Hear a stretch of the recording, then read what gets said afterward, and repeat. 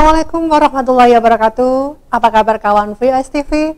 Senang sekali saya Ilnur Hasanah. Kali ini ada di Ngopi, Ngobrol Inspiratif. Ya, tema yang akan kita bahas kali ini adalah tentang narkoba dan remaja.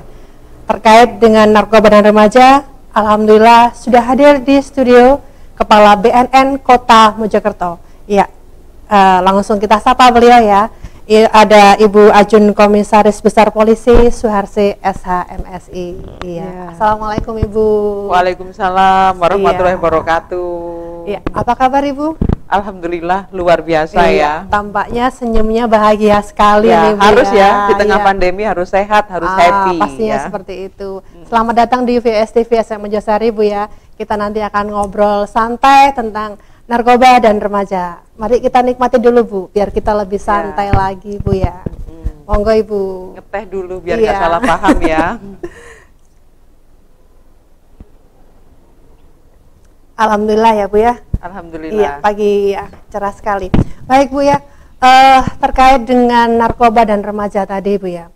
Sering kita dengarkan bahwasannya saat ini adalah Indonesia dalam keadaan darurat narkoba. Iya. Iya.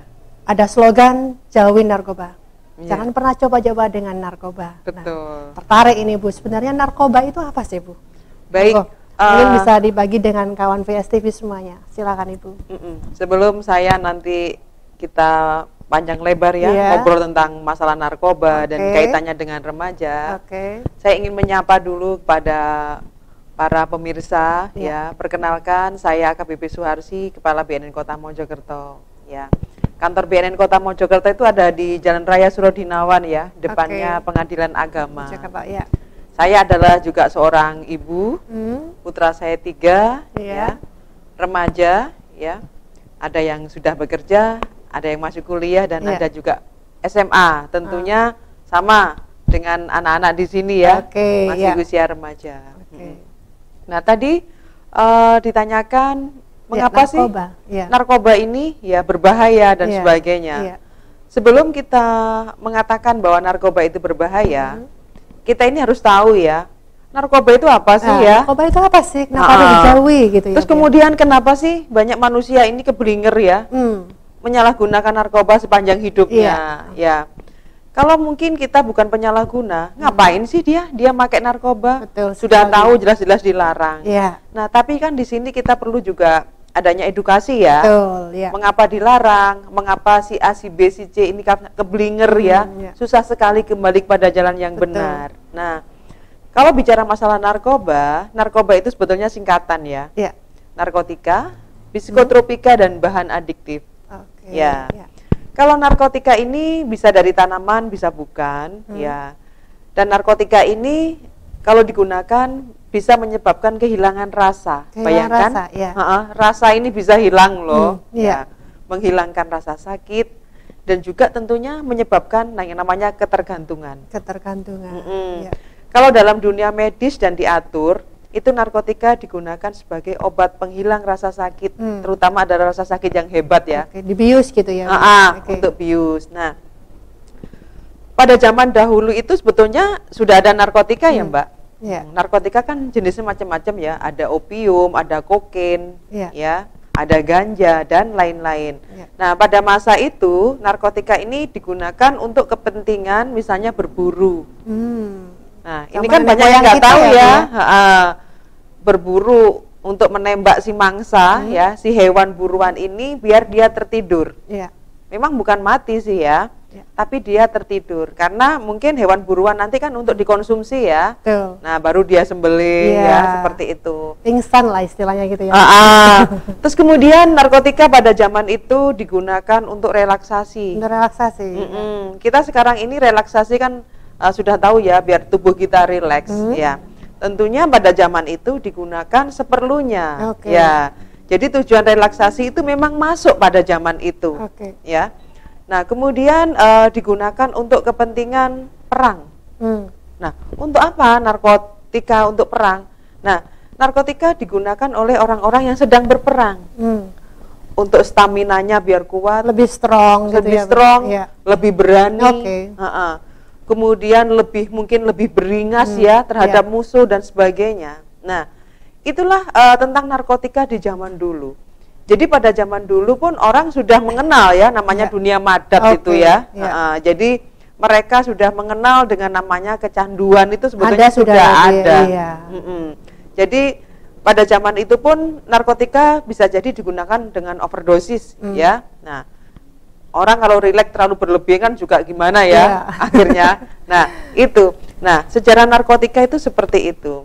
Lalu kalau kita ngomong ya, mengapa sih harus dijauhi gitu? Harus dijauhi ya. Mengapa? Nah, kalau dalam dunia medis kan sudah diatur ya. Tentunya di sini narkotika, terutama morfin, digunakan dengan takaran yang tepat. Ya. Oh, si pasien ini mau operasi. Nah, mau disuntikan narkotika saja harus kita di lab dulu. Ya, ada lab darah dan sebagainya gitu ya, jantungnya dilihat ya, paru-parunya dilihat, itu mau disuntikin narkotika. Ya.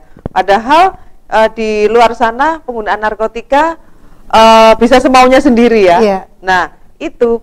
Nah, jadi kalau dalam dunia medis, dalam takaran yang tepat, itu sebetulnya ya nggak apa-apa. Fine-fine aja ya, baik-baik saja, nggak menimbulkan ketergantungan. Bahkan narkotika itu sangat dibutuhkan dalam dunia medis. Bayangkan kalau nggak ada morfin, kalau orang sakit dioperasi dan sebagainya, bagaimana? Nah, jadi memang kesakitan mungkin Bu ya. Iya, bisa jadi mati ya. Karena kesakitan yang hebat. Nah, itu bicara tentang singkatan tadi ya. Kemudian ada lagi psikotropika. Nah, kalau psikotropika ini bukan narkotika ya, tapi di sini psikotropika sebagai pengendali aktivitas mental dan perilaku. Nah, psikotropika beda dengan narkotika. Kalau psikotropika, apa ini, Bu, ya? Nah, kalau narkotika dalam dunia medis, saya bicara dalam dunia medis ya kan untuk penghilang rasa sakit. Tapi kalau psikotropika digunakan untuk mengendalikan aktivitas mental dan perilaku. Artinya mental dan perilaku dalam tanda kutip yang tidak normal. Contoh nih ya, stres, depresi dan lain-lain. Itu sama dokter dikasihnya psikotropika. Itu wujudnya seperti apa itu psikotropika itu? Bisa seperti pil. Macam-macam ya, tergantung wujudnya. Karena dokter ini kan dalam memberikan psikotropika ini digunakan untuk pasien-pasien yang depresi. Nah, dalam kategori psikotropika itu diantaranya ada pil koplo. Yang banyak disalahgunakan ini. Nah, jadi kalau orang yang stres, depresi, diresepkan psikotropika, sebetulnya ya nggak apa-apa. Yang terjadi adalah kestabilan. Tapi justru kebalikannya nih ya, anak-anak mentalnya sehat, badannya sehat, tapi di sini terus-terusan menyalahgunakan koplo. Akhirnya ada ketergantungan. Ada ketergantungan, yang terjadi malah kebalikannya yang tidak kita harapkan. Lolak-lolok, ya, nggak nyambung, ya itu. Kemudian banyak adalah bahan adiktif. Nah, bahan adiktif ini bukan narkotika, bukan psikotropika. Kalau digunakan terus-menerus bisa menyebabkan ketergantungan dan juga kerusakan fisik juga. Ya, contohnya apa saja? Kopi yang berlebihan, ya. Tapi kita minumnya sedikit ya Mbak ya, teh. Bukan kopi tadi. Ya, teh ya. Kopi pun nggak masalah sih Mbak ya, asal sehari 1 cangkir, jangan lebih ya. Apalagi minumnya bersama teman-teman. Ya, betul, dibagi-bagi ya. Kemudian ada rokok, ada alkohol, ya. Nah, ini bisa juga merusak kesehatan, terutama adalah para remaja. Nah, jadi itu sekilas tentang singkatan dari narkoba. Ya. Lalu apa sih yang banyak digunakan di antara jenis-jenis narkotika yang ada? Narkotika itu kan banyak macamnya ya. Ada ekstasi, ada ganja, ada pil sabu. koplo tadi juga ya Bu ya? Kalau pil koplo termasuk psikotropika. Kemudian ada opium dan lain-lain. Ada jamur tai sapi. Ya. Nah, apa tadi Bu? Jamur tai sapi. Jamur tai sapi. Ya, bukan jamur crispy gitu ya? Bukan. Jamur tai sapi. Ya. Nah, yang paling banyak digunakan di antara narkotika-narkotika yang ada, terutama adalah sabu. Sabu. Nah, sabu ini banyak disuka oleh para pecandu. Nah, di sini nih cikal bakal seseorang keblinger dengan sabu. Mengapa banyak yang keblinger dengan sabu? Terus-terusan sebagai pecandu sabu ya, susah sekali untuk dihentikan. Nah, karena apa? Sabu ini berbeda dengan jenis narkotika yang lain. Ya, justru sabu ini ya tidak menimbulkan dampak kalau misalnya begini ya Mbak ya, kalau ekstasi orang kan harus geleng-geleng ya, mengikuti irama musik dan gitu sebagainya ya. Tapi kalau ganja kemudian orang harus, kalau setelahnya itu bisa senyum-senyum sendiri, ketawa terbahak-bahak. Tapi kalau sabu enggak, sabu memberikan dampak stamina pada saat itu. Pada saat itu ya Bu? Ya, dampak stamina pada saat itu.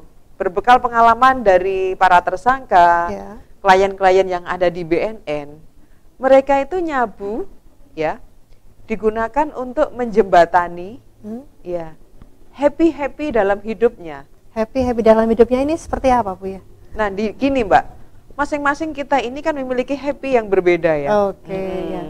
Kalau saya happy-nya masak. Nah, di dapur itu happy banget saya. Ada yang mungkin happy-nya itu ngerumpi gitu. Ngerumpi. Kemudian happy-nya fitness. Happy-nya bersepeda. Happy-nya lari. Masing-masing punya. Iya, happy-nya bekerja. Contohnya sopir ya. Hobinya berdagang, happy. Artinya kita masing-masing senang. Terus kemudian orang yang nggak punya happy itu juga ada. Jadi nanti ini sesuatu yang unik ya. Ketika bicara masalah penyalahgunaan narkoba, saya banyak menangani itu ya. Contoh, ada klien, dia adalah seorang pemahat patung. Pemahat patung. Jadi dia kalau nggak nyabu, dia nggak bisa menghasilkan karya. Karya yang luar biasa, nggak ada inspirasi seperti itu. Kemudian saya ada tersangka sopir Grab. Dia kalau mau berangkat itu jam 5 setelah sholat subuh, itu dia nyabu dulu. Nah, kemudian dia kuat nyupir itu sampai dengan jam 11 malam pulang. Itu kuat. Dia bilang kalau nggak nyabu ya nggak kuat. Ya, nah itu.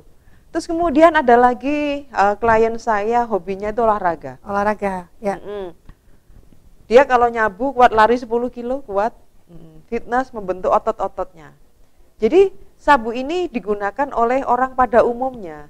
Tidak harus orang-orang yang ada di dalam dunia kriminal. Orang baik-baik juga menggunakan. Orang baik-baik juga banyak yang menyalahgunakan sabu. Makanya pangsa pasar di Indonesia sangat luar biasa ya. Baik Ibu ya, ini sedikit penjelasan Ibu tadi tentang narkoba, termasuk bagaimana penyalahgunaannya. Ya. Kembali kita ke tema tadi ya Bu, tentang remaja ya. Ini tertarik sekali Bu. Selama Ibu di Perdinas di Mojokerto ya Bu, terkait dengan kasus narkoba yang dialami remaja, khususnya di Mojokerto ini seperti apa Bu? Ya, karena kita tahu juga remaja ini kan generasi penerus bangsa. Betul. Kalau misalnya remajanya hancur, otomatis bangsa juga akan hancur. Nah, ya, gimana betul. Ibu? Menyikapi kasus yang melibatkan remaja terkait penyalahgunaan maupun peredaran, ada juga ya. Pelajar ya terutama. Meskipun nggak sebanyak dengan yang bukan pelajar. Ya. Contoh, pernah suatu ketika itu dari Polres itu membawa anak pelajar sekitar ada kalau 10 orang. Ya. Cowok cewek Bu? Cowok-cowok. Oh cowok-cowok. Ya, dia terlibat peredaran narkoba. Kemudian ada yang juga menyalahgunakan narkoba. Nah, ini anak-anak pelajar loh ya. Kemudian pelajar yang terlibat dalam sindikat peredaran juga ada. Peredaran? Bukan hanya pengguna tapi juga mereka mengedarkan. Bukan hanya menyalahgunakan, tapi ikut dalam peredaran. Kemudian wanita juga, maksudnya pelajar wanita siswi, ikut dalam ranah peredaran juga ada. Bahkan masih SMP juga sudah ikut dalam ranah peredaran narkoba. Jadi memang sangat luar biasa ya. Dengan kasus yang sudah ada di Mojokerto yang melibatkan remaja, pelajar khususnya Bu ya.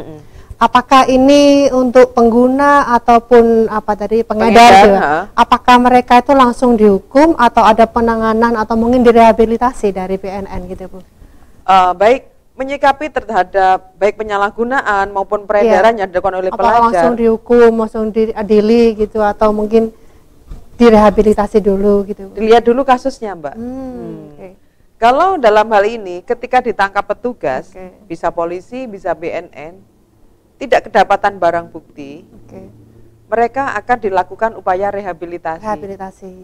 Ada ya Bu di BNN ya Bu? Ada.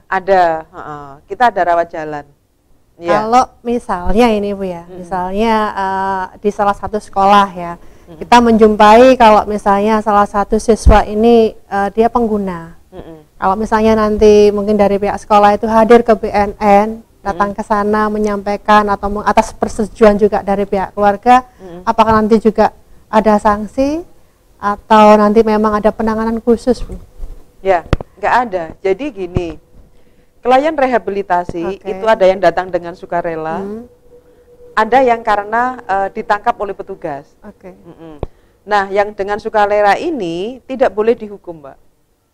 Sudah diatur jelas dalam undang-undang. Kalau sukarela datang aman ya Bu ya? Iya, aman. Nggak usah takut nanti akan dihukum, nanti akan diadili ya kena. Tidak, mereka akan dilakukan upaya rehabilitasi. Jadi kalau di Mojokerto, saya rasa masyarakat sudah mulai terbuka. Para orang tua sudah mulai melaporkan ada anaknya atau suaminya yang menyalahgunakan narkoba. Ya, mereka sudah proaktif. Ya, karena dalam undang-undang itu sudah jelas, Mbak. Pasal 128 Undang-Undang Narkotika. Bagi para orang tua yang memiliki anak di bawah umur menyalahgunakan narkotika dan tidak melaporkan diri, itu bisa dikenain sanksi pidana. Ada sanksi buat orang tua kalau ada, melapor? Tidak melapor. Kalau melapor ya tidak dipenjara. Tidak dipenjara. Oke Bu ya, jadi menarik sekali. Mungkin sebelum kita lanjut lagi, biar kita lebih rileks lagi, mari kita minum lagi Bu. Monggo. Ya. Alhamdulillah Bu ya. Alhamdulillah. Iya. Tadi miris sekali mendengar cerita dari Ibu, khususnya remaja yang sudah terlibat masalah narkoba. Dari kasus yang sudah ada Bu, mungkin bisa dibagi dengan kawan VSTV semuanya. Apa sih yang melatar belakangi remaja-remaja sampai terjerumus dalam narkoba ini Bu? Rata-rata kenapa gitu? Nah, kalau berbicara mengapa anak-anak ini bisa terjerumus, ini sebetulnya rangkaiannya agak panjang dan flashbacknya ke belakang, Mbak. Iya, flashbacknya ke belakang. Kalau kita runtut ya, anak-anak yang terlibat penyalahgunaan maupun dalam lingkup peredaran narkoba, itu anak-anak ini ada suatu problem. Masalah ya. Iya. Berangkat dari rumah ini berarti Bu? Iya, jadi memang semuanya berangkat dari rumah ya Mbak ya.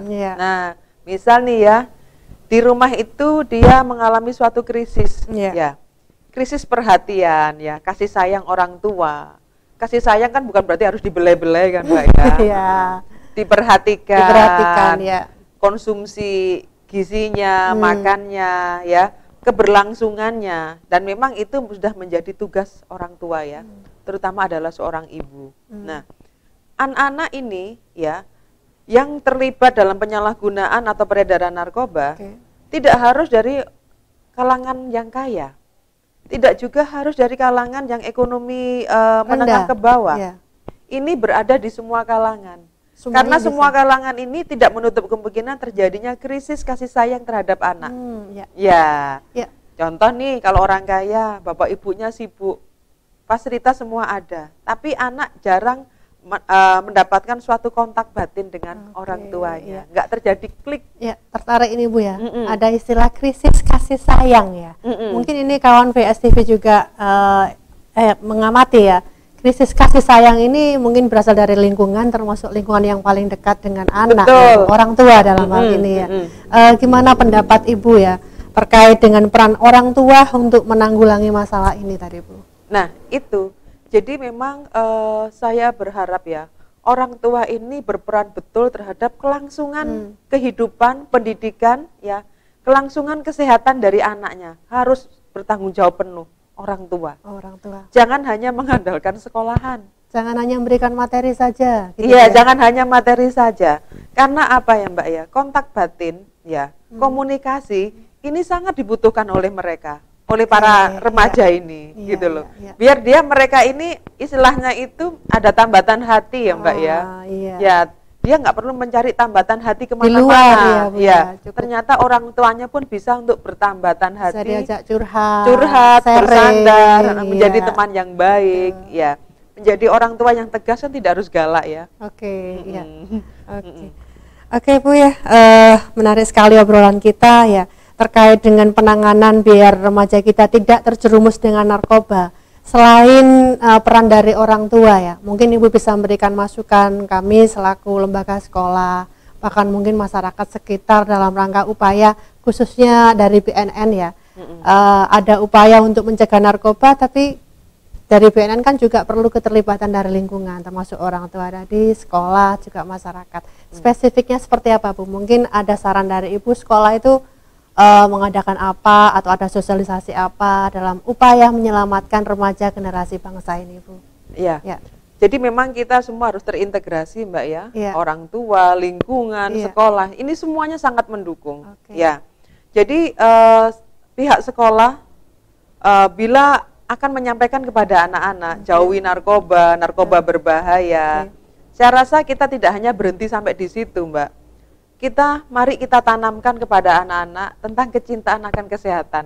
Kecintaan akan kesehatan. Iya, karena anak-anak yang paham betul tentang organ tubuhnya, sehat itu bagaimana, insya Allah kalau dia ada sesuatu hal yang akan merusak dirinya, kesehatannya, dia pasti akan tolak.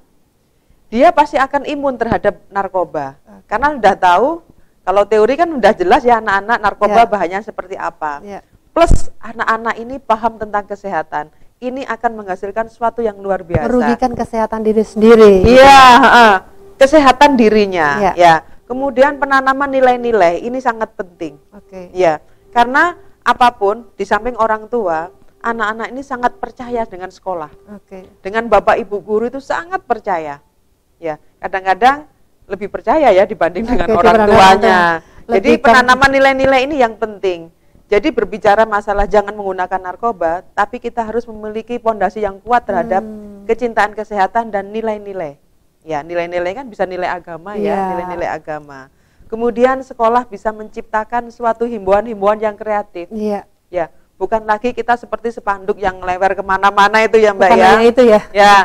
Tapi di taman-taman itu bisa ada himbauan yang menarik. Karena apa? Ini bisa sangat tertanam setiap hari. Oh, siswa melihat. Oh, narkotika itu apa? Oh, bahayanya seperti apa? Iya.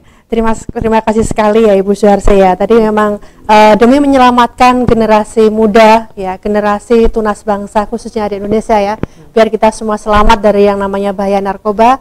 Mungkin sebelum kita akhiri ngobrol inspiratif kali ini, ada sesuatu yang mau disampaikan oleh Ibu buat kawan VS TV semuanya terkait dengan masalah narkoba ini Bu. Monggo silakan Bu. Saya ingin menyampaikan buat para orang tua, ayo kita cintai anak-anak, kita perhatikan mereka, keberlangsungan hidup mereka menjadi tanggung jawab orang tua. Kemudian untuk anak-anak remaja sekalian, jangan pernah lah yang namanya coba-coba menyalahgunakan narkoba. Pokoknya nggak ada baik-baiknya. Saya rasa itu saja. Terima kasih Bu ya. Sekali lagi jauhi yang namanya narkoba, say no to drug, generasi hebat tanpa narkoba.